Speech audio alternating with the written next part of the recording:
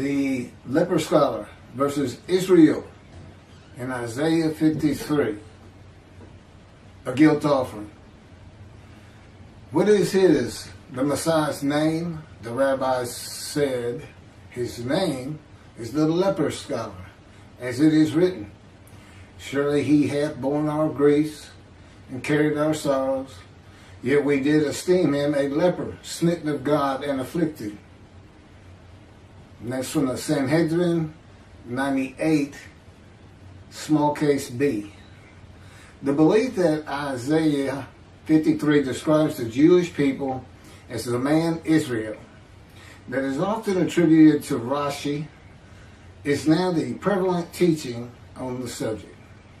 Rabbi Singer of Outreach Judaism is one of the most followed on the internet in his analysis of Isaiah 53 being Israel.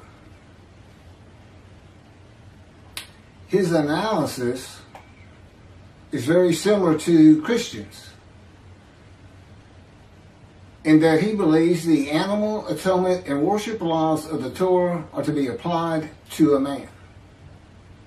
To men, actually, and women and children of the Holocaust.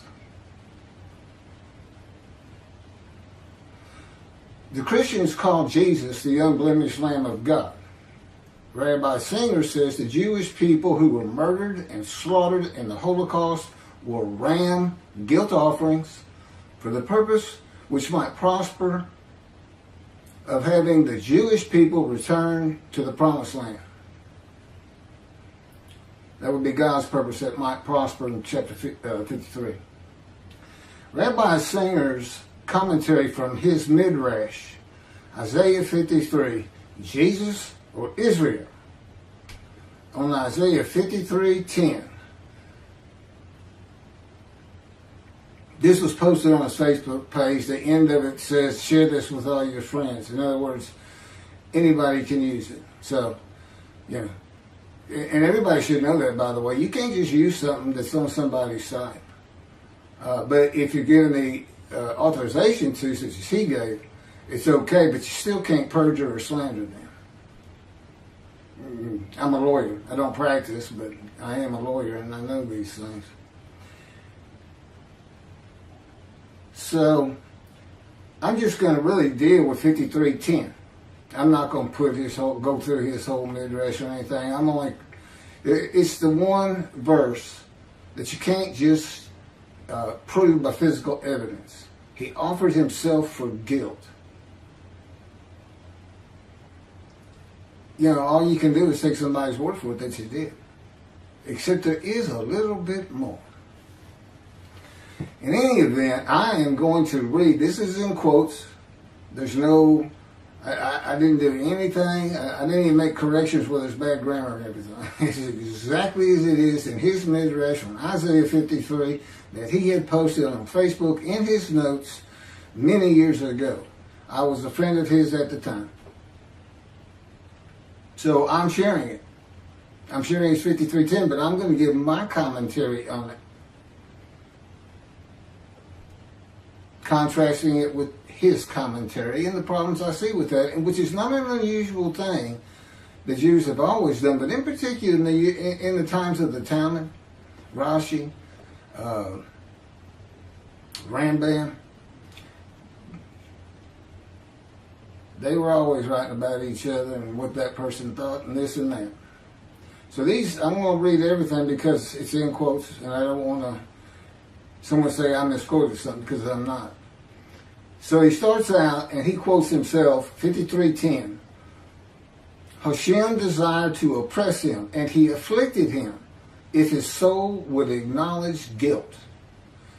He would see offspring and live long days, and the desire of HaShem would succeed in his hand. Then he quotes 53:10 from the Jewish Publication Society. He doesn't say where the first one came from. I recognize it, but I don't know where it came from either. But the Lord chose to crush him by disease, that if he made himself an offering for guilt, he might see offspring and have long life, and that through him the Lord's purpose might prosper. this translation by the Jewish Publication Society of the Hebrew into English began in, I believe it's 1956, from scratch. They did use old texts from the Talmud era. The Old Testament of the Christians is from a Greek translation, and then into English. And translations are tough enough as it is without going through two instead of just directly one. And the rabbis and scholars on language who were involved with that process for many, many years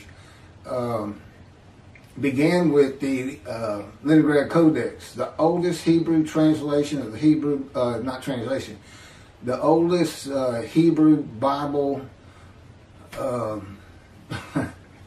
written in Hebrew. I don't know. It's and they translated it. It's one that's been used for hundreds of years.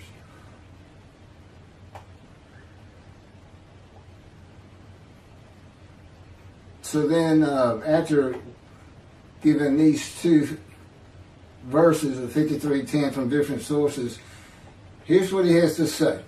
Not only are we stuck with the same God punishment, God situation here as we were before, this one is even more perplexing. Yeshua was supposed to be the sinless, unblemished Lamb that died for your sins on the cross, and yet it states right here that if he would have acknowledged his guilt, he would see offspring and live long days. The JPS, Jewish Publication Society, rendering gives a little different twist to an already sticky situation. It says, parentheses, if this were referring to Yeshua, close paren, that the Lord chose to crush him by disease. I don't know if you can classify a cross as a disease or not, but I don't think hanging and being crushed are the same thing either. In fact, according to John's Gospel, not a single bone of Yeshua's body was broken. Of course, this was stated so he could be equated with the Passover lamb, and John is the only one that compares Yeshua to the Passover lamb. But how could this be speaking about eternal Israel? Very easily. The offering of guilt in this verse is actually, literally translated as guilt offering.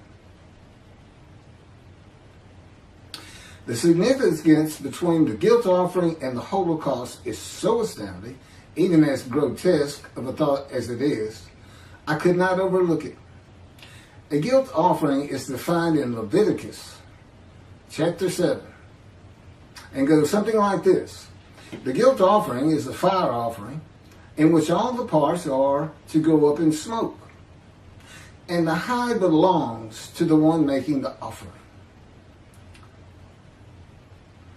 I mentioned before that during the Holocaust, Hitler not only burned Jews in the ovens of Auschwitz, but he also used their skins as lampshades and their hair as stuffing for pillows.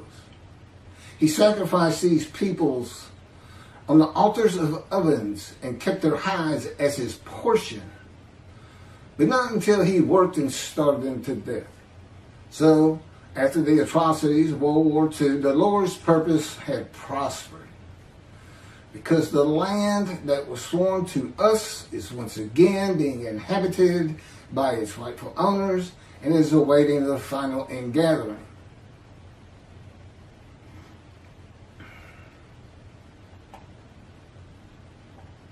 The guilt offering, that's it for the quotes. That's his commentary on verse 10. A guilt offering is a sacrifice made for unintentional transgressions. It was distinct from the biblical sin offering. The transgressor furnished an unblemished ram for sacrifice at the temple in Jerusalem, as well as in cases of sins against holy idols, theft, the commission of fraud or false oaths, with monetary compensation to the victims for their loss. Plus a markup of 20% of the value to cover the priest's earnings. That's the guilt offering. An offering for guilt, translated by the JPS, says God chose to crush him with disease so that he would offer himself for guilt. That's the literal translation. The literal translated is he offered himself for guilt. Doesn't say anything about the guilt offering. Doesn't say he became the guilt offering. And God took his life. Doesn't say anything like that.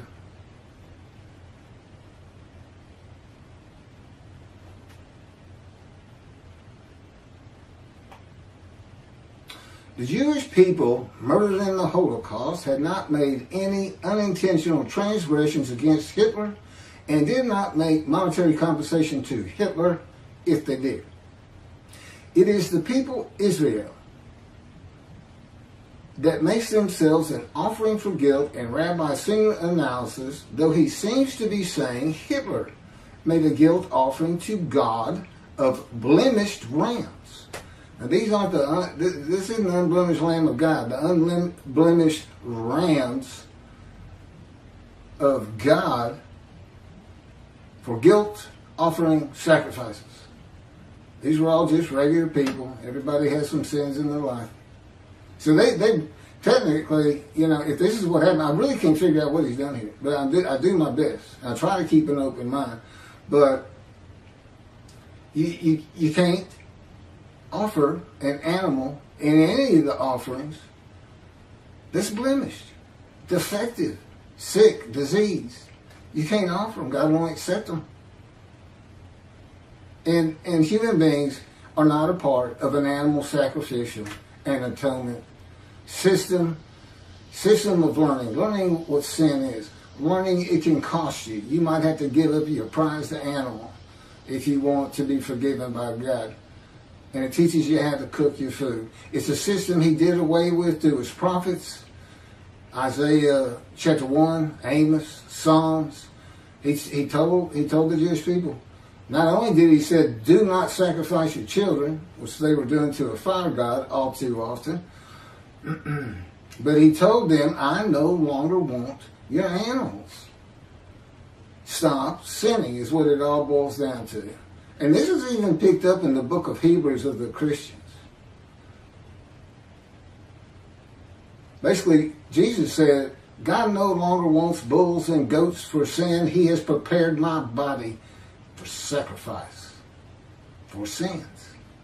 The final sacrifice. His body prepared by God.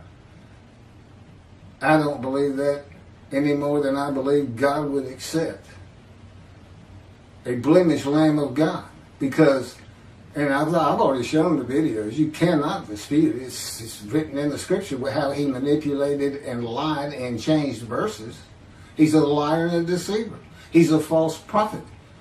He prophesied 5 times of his return and he never did it. And he even said it's going to be quick, it's going to be quickly, it's going to be quickly. Well, it's been over 2,000 years. But basically, it was his generation. When he was born, everybody alive at that moment is his generation. When they're all dead, his generation's over. They're all dead. He said, High priest, you shall see me return. Sounds kind of vengeful, kind of like the movies you see with the fellow getting ready to be electrocuted and tells the warning, I'm coming back.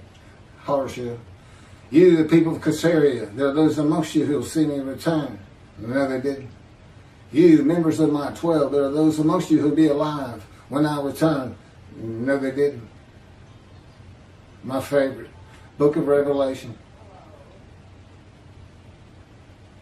The great story of destruction of all things, and Jesus comes, and the Jews that don't believe in him are not only killed, they're put in hell. Judaism doesn't even believe in a hell. If they don't believe in Jesus, well, why would you believe a liar, a deceiver, in a book of lies and deceit? People who believe in human sacrifice. being healed by the blood of the death of another? Do they not want to be responsible for their own actions as it is? It's a sick, sick religion. And if you knew God as I knew God, you would know how repulsed he is at the thought that he would offer a human sacrifice to anyone, much less the Gentiles. He doesn't give any. You sacrifice to the gods the Mayans did to receive favor. What favor did the Gentiles give God? With their presence in heaven? The continued sinning? I've been told Jesus won't just forgive your sins if you accept him.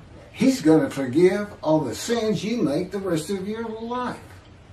Because he already knows you're going to do it. So he's forgiven it.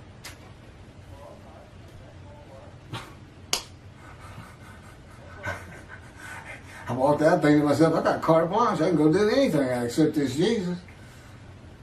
But no, I don't accept Jesus. Indeed, I don't think he ever existed. I think he's a story. And I have good reason for that. But let's get back to God murdering his children. I don't think Hitler offered them. So here's these rams. Somebody had to offer them, so God's going to offer them. Not unlike he offered his son.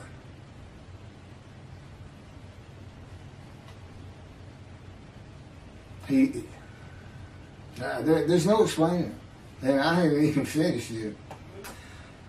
So, Hitler sacrificed these people on the altars of ovens. These ovens to get rid of bodies of fire had become altars.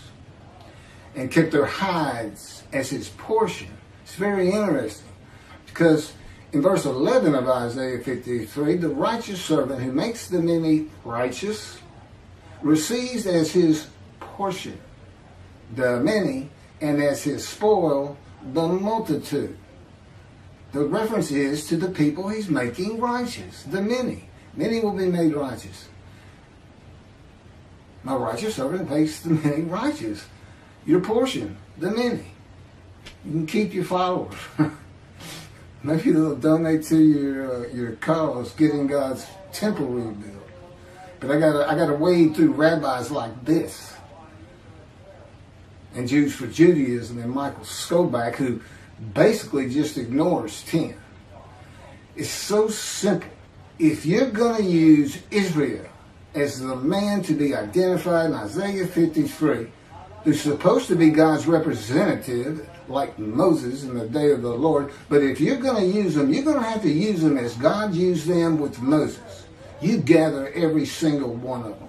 They had to agree to a man.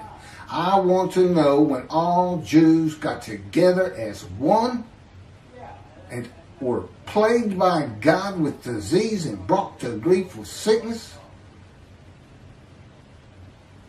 that they would offer themselves for guilt to God, be given long life, and make the many righteous. How many people did the murdered Jews of the Holocaust make righteous? How many of them saw their children after that? None of it makes sense. And Hitler's portion, is it him? Did he make the offering? Why is he getting a portion? Is Hitler the righteous servant of God? That's what he's saying. It's mind-boggling. And yet he's got thousands and thousands and thousands of Jewish people believing this. And I'm that man. I'm God's representative. I am his Moses. And this is what I got to wait through.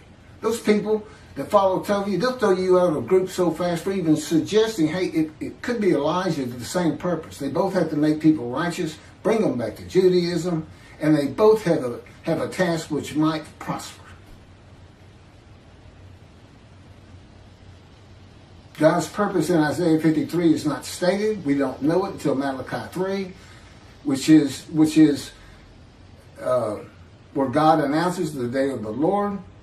And he says, I'm sending my messenger, who is Elijah, and I'm going to return to my temple suddenly. That's his purpose. Okay, so picking back up. Rabbi Singer seems to be saying that Hitler is the man of Isaiah 53 who makes an offer of Israel, the Jewish people, which again would have to be all of them if you're going to call them Israel, as a Leviticus ram guilt offering. And Hitler receives as his portion their hides. Isaiah 53:12 says God's righteous servant, which is Israel, and we're using the 6 million of the Holocaust as Israel, as best I can tell, because the rest of the Jews, another 6 million, didn't offer that 6 million up, and that's not what he says. He's saying God did it, because God's purpose was, I want y'all back in the promised land. So he murdered and created the Holocaust. I guess he raised Hitler up for that purpose. And I don't think so. I don't understand thinking like that either. I don't get it one bit, but that's me. I couldn't believe it when I read this. I really couldn't. And I'm the man who offered myself for guilt. The guilt that the Jewish people feel from not being righteous, which is why they're sick and suffering in the opening verses. Who are the witnesses? It's not kings, as everybody seems to think from chapter 52. There's a reason they're in quotes. And then God says, well, you got to be suitable for my purpose. And the purpose is, I want you to go make these sinners, these people who are sick, emotionally sick, from being unrighteous, by being my righteous servant. That makes them any righteous. But you got to be made ready. And I have a process you're not going to believe. It's like getting a cadet ready to be a Marine or a Navy SEAL, except multiply that by about 10 million. It's in his power. And with me, he came to me in the womb to make certain that I lived a life of suffering, filled with disease and injuries, and or just many other things. It's in the book. He went to the womb. He came to the womb with Jeremiah to make sure Jeremiah was a priestly, godly man. I was the exact opposite, an atheist for 50 years. And I had a furious spirit just like Moses and just like Ezekiel.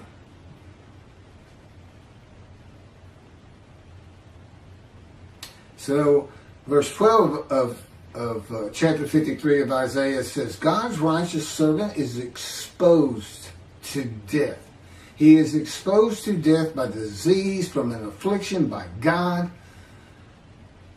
God chose to crush him with disease. Then he says, well, I'm gonna reward him because he was exposed to death. It's a disease. It's a sickness that can kill you. With me, it was cancer. There's other diseases that can kill you. Skin cancer, colon cancer, lung cancer, untreatable lung cancer. And here is my proof that I offered myself for guilt. I said early on, there's no physical proof, but there's some indirect proof. I was told I had no more than a month or so to live, to be prepared to die, based on pictures of my lungs, each lung. Doctor said, you see those? This is after colon cancer and chemotherapy for colon cancer. That should have killed me. And he says, you see all those white spots all over your lungs? He says, every one of them's cancer. It's growing cancer. It's too advanced to even treat. You should have come in earlier on your colon cancer. So everybody get checked if you think you might have a problem, or when they say you should go get checked. And he said, this spread quite a while back. I don't know why they hadn't already picked it up. They didn't pick it up until after the colon chemo. And I haven't seen a doctor since that day. Just walked out there, preparing to die. Quit work. Just walking every day. I get stunned. It's just hard to say. In many ways, I guess I was in denial. They say that's part of it. I didn't even think I was really going to die. And, for the most part. And that was when the planes hit New York. That's 20 years ago. When I was 50, about 7 to 8 years after that, with the doctors, is when God first spoke to me. And again, I'd been an atheist for 50 years. I knew nothing. And one of the first things we did that week, he said, let's go to the bookstore. You need to buy a Tanakh. My response was, what's a Tanakh? I didn't know anything. I had kept away from religious people. And basically, he was with me. He made sure I did. He orchestrated many things in my life. Early on, he took me on visions, 1, 2, 3 a week as part of the teaching and just starting out the preparation process before the pain started getting really bad, which has been up every year since. This is year 13 since he spoke to me. But as you can see, we're starting to make a little headway. 5 years teaching me, 5 years writing blogs are the chapters of my book, Isaiah 53 and the Day of the Lord, which is dictated to me by God, just as the life of the righteous servant of Isaiah 53. That's my life, and he dictated it. God is my ghostwriter. They're very interesting, and that's how I know all these things that all the great rabbis and the rabbis today didn't know about. That's my proof. Look at the proofs that Moses gave to the Israelites so they would believe that God had really sent him to have them released and brought back to the promised land. It's in the Torah. Moses says, who am I? I did the same thing. Picking back up with this, I'm getting there to the end of it. So, exposure to death, that's not dying. The righteous son of Israel does not die from the sickness they are given. Now, I don't know in the Holocaust when they were plagued with disease if everybody had to be plagued before they were gassed and shot. I think the answer is no. I mean, and then to go out and teach this no longer fits Isaiah 53 than the man of the moon obstructs God. Because this is God's representative in the day of the Lord, and that is so easy to find. Jeremiah, see a time is coming, the land blooms again. It's after desolations. Go look at Isaiah 61. He's not talking about the exiles, he's talking about the Russian dispersal in that chapter, the ruined cities and everything being restored. That's today. The temple era exiles that returned didn't do anything with the northern kingdom. It was inhabited by Gentiles. They didn't restore Israel. And I don't know, other than the temple, that they restored Jerusalem. But it's been restored today. See, your time is coming. I'll make a new covenant with you. So there it is, you have it. When the land blooms again, which simply put means the Jews will come back, and I'm going to come back. He's just waiting.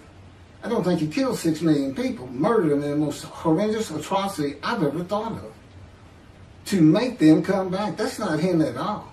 God's he's like that old crusty dad that just says, I made all of this for you, this big ranch. I did it all.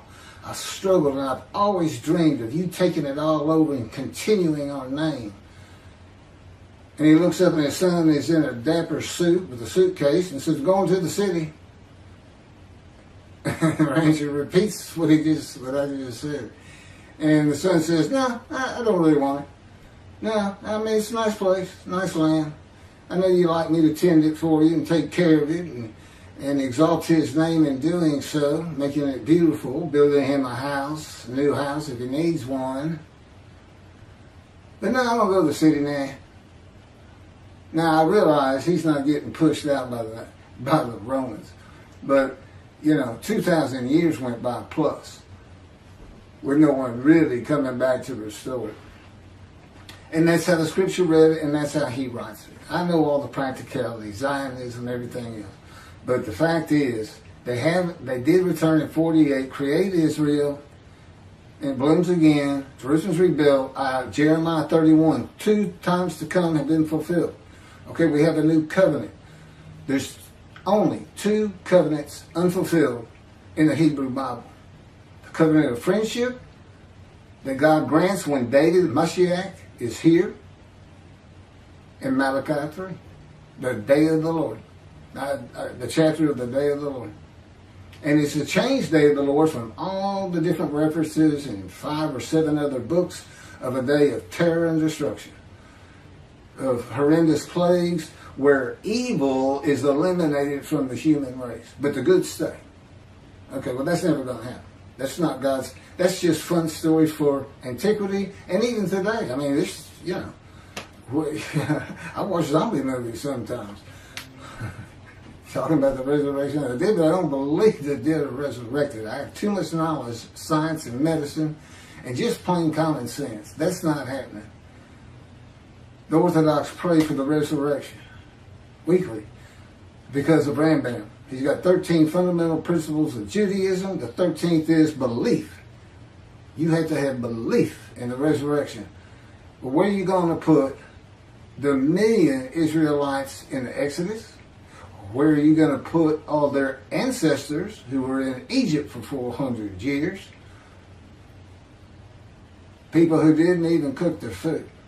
Because God had to teach them with the animal sacrificial and atonement laws. Bring your animal to a fire. Now share in it. At least the priest. Teach it. It's better eating. If you're going to not drink the blood, okay, part of the laws, rules, and commandments, you got to cook it.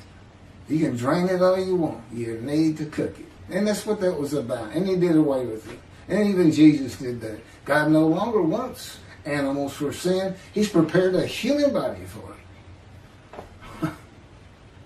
That was never intended for a human body. And God knew what the Gentiles were going to do. They were going to come up with an unblemished lamb so they could get sin free. And that's why Isaiah 53 describes the man as blemished and with defect by some of the words, if you look at their definitions up with synonyms, serious injuries, just an entire life of misery. I am the man of Isaiah 53. I match every verse. My Midrash will show you that and show you how all these things that I'm talking about, of course, they're in the book. I am the exact opposite of Jesus Christ. I am the blemished, disfigured prophet of God. I'm not a lamb. I'm a man. I can't be used for the human sacrifice system if anybody's thinking about it. Because I'm the righteous servant of God. They think, oh, that'd be a good sacrifice.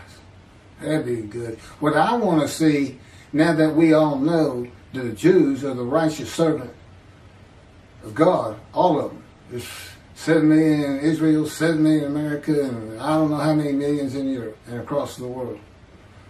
I'll just say 14 million. When are they going to make the world righteous? They say they're the righteous servant. When have they made the many righteous and a multitude as one man, Israel? It's so far from fitting. It's just as far as Jesus Christ fitting. They have taken this concept, him and Jews for Judaism, Michael Skoback and his cohorts have taken this concept and this idea, and they can't back it up one bit, and yet they have convinced, because of their unique personalities, very, very jovial, very nice to listen to, very intelligent, but with false teachings, and thousands of Jewish people believe this. It's Israel.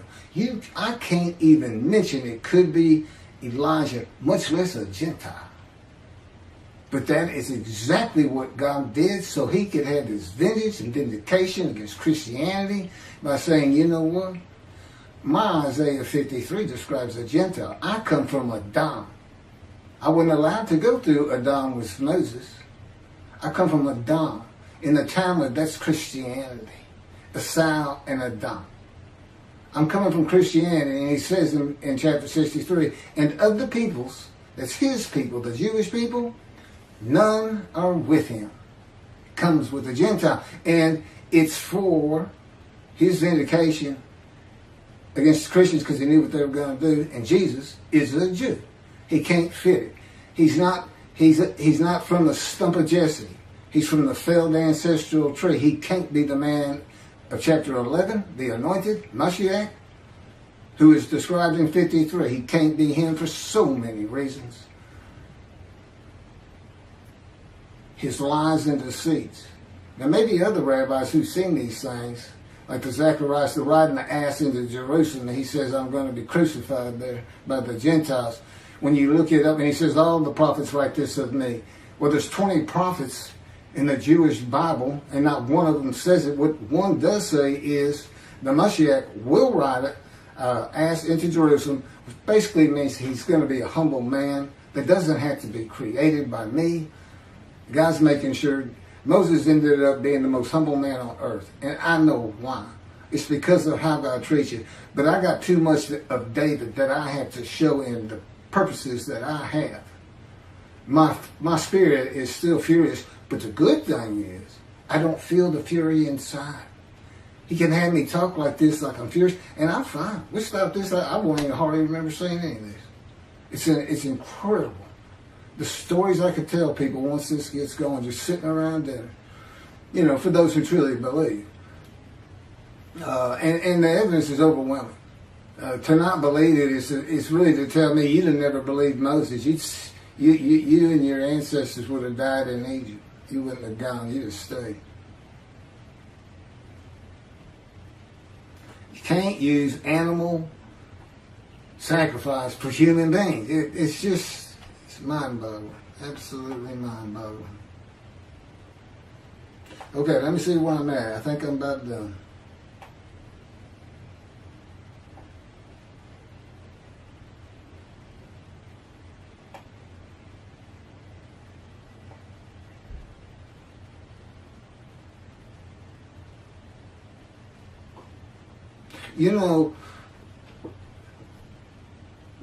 When Rabbi Singer says in his commentary on 10, and I had this in quote, so I pulled it out from that. He says that this phrase, that if he made himself an offering for guilt, is interpreted by Rabbi Singer to be, quote, actually, literally translated as guilt offering. Now, he is very well known for interpreting the Bible of his own without using anybody else's translations. And his people listen to him all the time to see what the translations should be and how maybe the Christian Bible got things wrong, or even the Hebrew Bible. I don't think we've ever seen that. But in particular, a lot of these people are Christians who have converted to Judaism, or they are Jews who were Christians just by how they were raised, and then I guess Messianic Jews too sometimes. But they look to him for translations, and look what the words he uses. Talk about deceptive. Actually, literally translated as guilt offering. The JPS, a panel of men who work their lives at interpretation of translations, they didn't come up with that. Rabbis from Orthodox, Conservative, Reform, and then linguistic experts from universities, well-esteemed, well-pedigreed. And they don't say it's actually literally a guilt offering, and that's what God's saying, so let's use his animal sacrificial system. And in Tobiah's case, let's offer up 6 million Jews. You see, none of that works, and Hitler done none of it works. So what he's really saying is God just murdered 6 million Jews to scare them all back to the promised land. That's all he's really saying. Does anybody think God did that? I don't. I don't even think when he says he put a plague against them in antiquity that he really did it. I think the plague was just there, no different than the pandemic we're under. Well, much different, but that's just the way times were when you didn't have medicine and people didn't cook their food and this and that. He would tell you. He said, but I took credit for him to scare him. I had to scare these people to death. The fellow goes up to Moses. Moses, you go talk to them and come tell us what he said. We're all going to die. You feared God. But not today. Even Judaism is starting to get into the Christian thing of God wants a personal relationship with you. Well, you better go back to the mountain if you think that's true. That's not who he is. You're starting to associate him as a human being. That you want a relationship. That doesn't mean he does. That doesn't mean he doesn't want to do the things he says he's going to do for his creation. He's got a different perspective. He's not human. He is an entity, a being in existence that does have emotions, but he's got absolute knowledge and absolute power. He thinks it, he puts it in a vision, he wills it to be. There is a process which goes by with his elements of the unseen, primarily his power. You know, we have all this water on earth, and Moses' name was pulled from water, this and that. Do you know that there's tiny microscopic particles of water, H2O, in outer space? He drew it with his power from the far corners of the universe to his planet. He decides everything, and that's just the way it is. And he doesn't care for the fact that the rabbis have decided to stay in antiquity in the dark ages. And anything those people came up with which fit their world, but can't possibly fit our world, they need to change. He expected more of them. They're dismissed. This is the reckoning. I'm bringing it for him. But he orchestrates every single word from my mouth.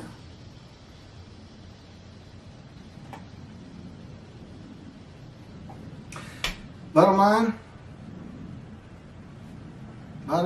this is it. Let me finish up with this.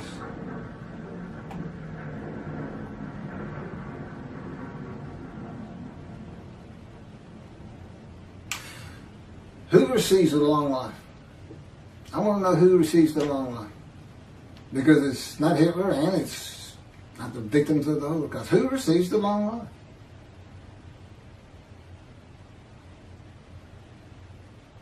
No one. Would God accept an animal sacrifice of blemished humans from the Gentile Hitler? No, he wouldn't. He doesn't accept human sacrifice, period. Much less ram sacrifices for guilt. For being guilty of destroying stuff, stealing stuff, theft, this and that. It's not the guilt we're talking about. There's verb and adverb, or verb and noun. This is the emotion guilt. They said they were sick. Okay, the man's called the righteous servant. What do you think happens? It's because they're sick, because they feel guilty of the sins they've made against God and in their lives and with their family. Maybe they tore their family up having an affair. Anything. Those are the people who are sick, who need to understand that God does work people of little faith, that God does do what he says he's going to do, and he does it in the manner he's always done it. He selects a man. And for the day of the Lord, he described him. He knew how difficult it was going to be in this age of secularism, atheism. You know, got me, I'm an atheist.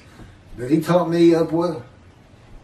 And after the 5 years of learning, the 5 years of writing, we had a little over a year to put the first book together, Isaiah 53 and the Day of the Lord.